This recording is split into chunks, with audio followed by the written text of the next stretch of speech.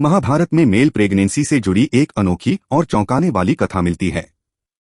इस कथा के अनुसार एक राजा थे जिनका नाम युवनाश्व था। युवनाश्व को संतान प्राप्त नहीं हो रही थी।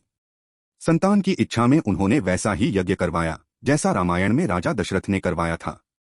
महाभारत की इस कथा में यज्ञ के बाद युवनाश्व को एक दिव्य चरु प्राप्त होता है जिसे नियम के अनुसार उसकी पत्नी को दिया जाना था। लेकिन एक दिन राजा को अत्यधिक प्यास लगती है और अनजाने में वही चरु वह स्वयं पी लेते हैं। उन्हें यह ज्ञात नहीं होता कि वही चरु संतान प्राप्ति के लिए था। समय बीतने पर एक असंभव घटना घटती है। राजा युवनाश्व स्वयं गर्भवती हो जाते हैं। जब प्रसव का समय आता है तो सबसे बड़ा प्रश्न यह होता है कि बच्चा जन्म कैसे लेगा और किस मार्ग से बाहर आएगा।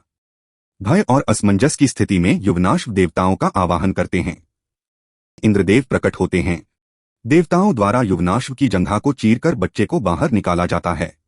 इस बालक का नाम रखा जाता है मानधाता। जन्म लेते ही मानधाता रोने लगता है क्योंकि उसे दूध चाहिए होता है, लेकिन पिता होने के कारण युवनाश्व उसे दूध नहीं पिला सकते। विवश होकर युवनाश्व फिर से देवताओं की ओर देखते हैं। तब इंद्रदेव कहते हैं कि देवताओं की नसों में रक्त नहीं बल्कि दूध बहता है।